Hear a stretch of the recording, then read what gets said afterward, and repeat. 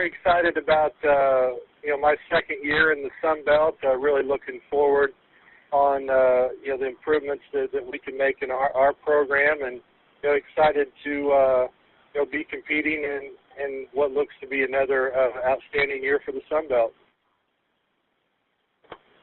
Thank you very much, Coach. Our first questions come from Josh Parent. Josh, please go ahead. Good morning, Coach. If you would, I know after your first year you have some guys, unfortunately, that you're going to have to replace this year with Rubit being gone, your top three scorers.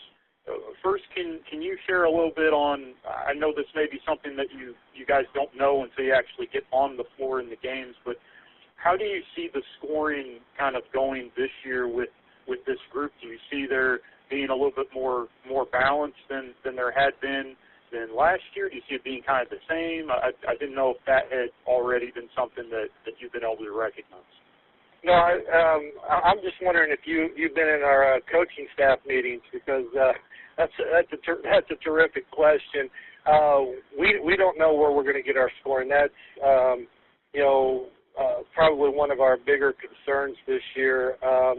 Where are we going to get that consistent scoring night in and night out? And you're not going to replace an Augustine Rubit with one or two guys. It's going to take a committee, and Antoine Allen had his moments where he could score 20 points on a given night for you. So to get that kind of consistent production, it's going to be by committee approach, and we're still kind of feeling that process out right now. We're an extremely young, inexperienced basketball team, and it's one that I'm very excited about, and I think we've got a bright future. But right now we're still really trying to see what guys can do and how they're going to fit together with all the pieces that we have. And I think that's just going to take playing some actual games for us to really get that under our belt and have a great feel.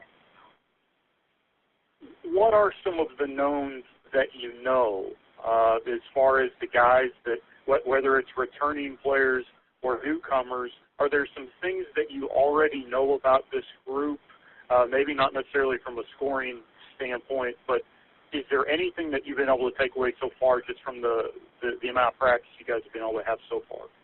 Well, I think you've got Ken Williams has had a great off season. I really look for him to be a big key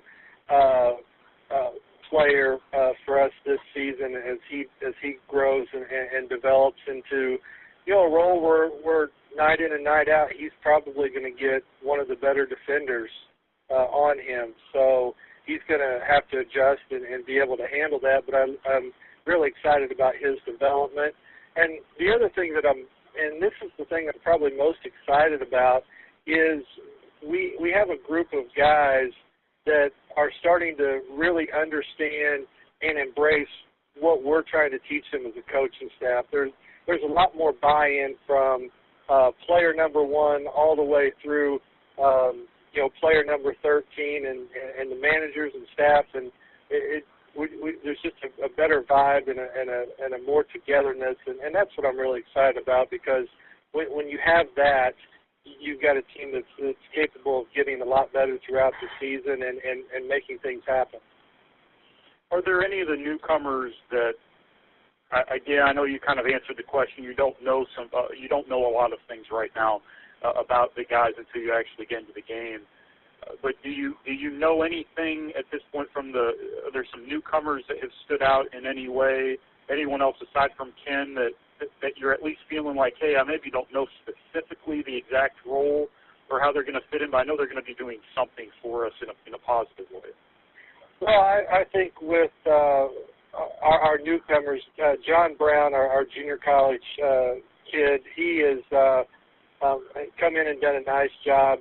Where he's going to help us is giving us some size on the wing, and we really lacked that last year. And he's going to come in and play some minutes for us, really at that small forward spot. And with his size at 6'4", 6'5", and his athleticism, that's really going to help us, especially on the defensive end of the floor. And then Tyshawn Johnson, freshman point guard, has really shown burst in practice of giving us a little bit more quickness on the perimeter and getting the ball in the paint and being able to make plays. At his size at 5'10", 5'11", and his quickness, it's really added an extra element to our offense that we didn't have last year. So out of the newcomers, those two guys have really stood out early. And Tafari Whittingham from Hutchinson, he's still coming back from off-season surgery. So we're bringing him along slowly. He's full practice, but just watching him, you can tell with his conditioning and things that he's still several weeks away. As far as the point guard spot, are you still feeling like that's Stevens at least going into the year, or is that something that you guys have kind of opened up going into this? No, that's a good question. Barrington's that's his position right now, and as I tell all the players, you have to earn your spot and earn your minutes, and once you do, you gotta keep producing and keep that. But at this point, Barrington is, if we were going to if we're going to play today, Barrington would be our starting point guard.